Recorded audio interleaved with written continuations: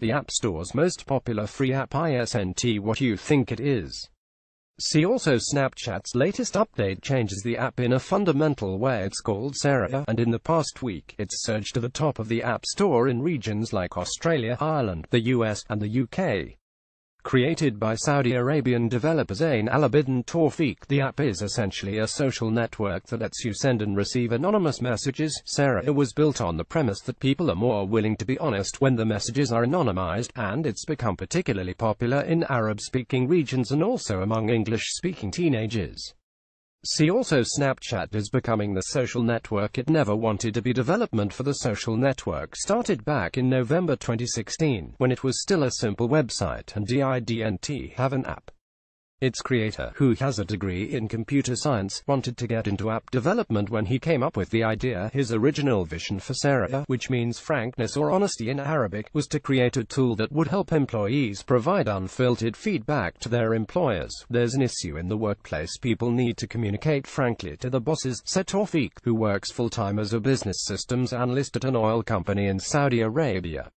My ultimate goal was 1,000 messages. Tawfiq quickly realized that the service could be useful outside of a corporate settings. Friends might want to anonymously provide constructive feedback to each other as well. So in the fall of 2016, he launched the website and began sharing it within his group of friends. There was something special about it, he said. My ultimate goal was 1,000 shared messages, but by the end of the year, he only reached a couple of hundred messages, and decided to try a new approach. Inspired by the so-called connectors in Malcolm Gladwell's The Tipping Point, essentially, people who know everyone, Tawfiq decided to share the app with a friend who he considered to be a major influencer. Searches for Sarahah's website in Saudi Arabia spiked in January 2017 after Tawfiq decided to apply techniques he read about in The Tipping Point to Sarahah. Image Google Trends. According to Tawfiq, the service grew from about 70 users to more than 1,000 in the span of just a few days after he shared the app with his influencer friend. Further, it quickly spread like a virus throughout other Arab countries, he told Mashable. Lebanon picked it up, then Tunisia. Then everything changed when Sarahah finally reached Egypt in early 2017. It quickly spread like a virus throughout other Arab countries. According to Tawfiq, Sarahah passed 3 million registered users shortly after reaching Egypt. Even now, Sarahah is ranked as the 102nd most popular website in the country, according to rankings from Alexa, an analytics site that tracks the most popular websites by number of visitors.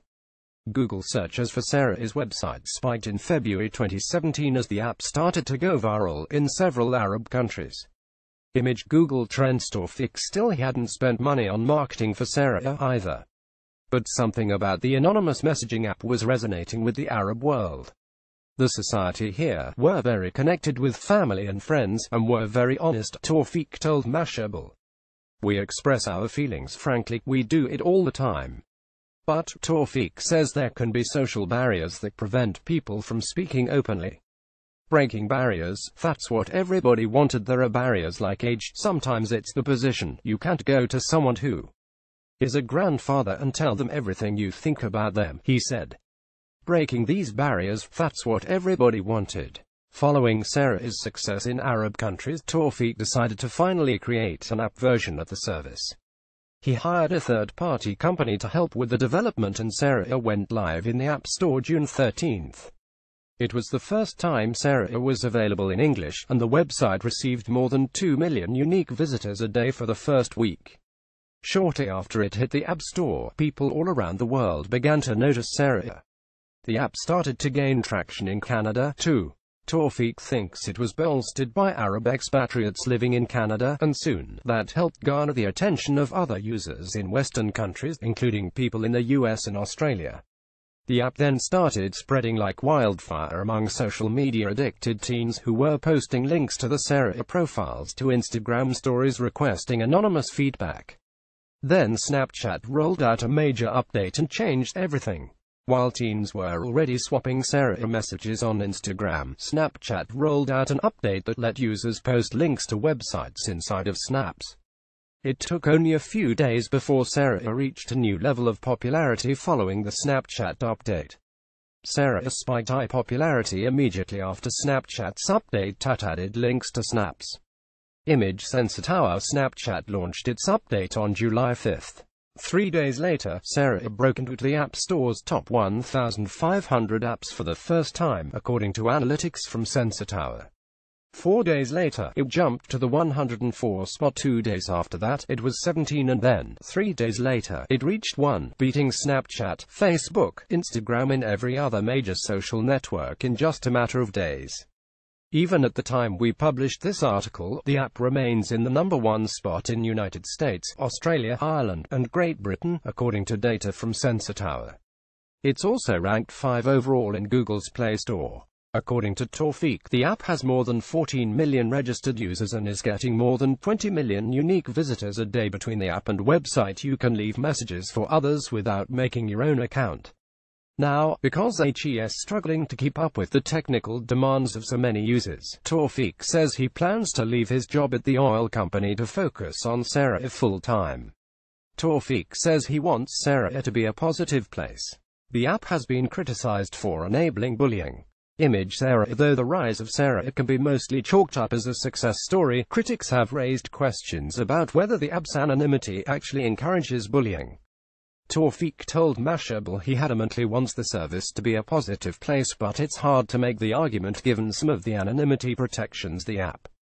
This isn't the first time an anonymous messaging app has come under fire for cyberbullying.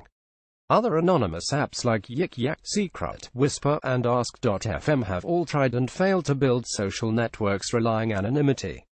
The key difference here is those apps never became popular at a global level, and none of them ever reached number 1 in the App Store.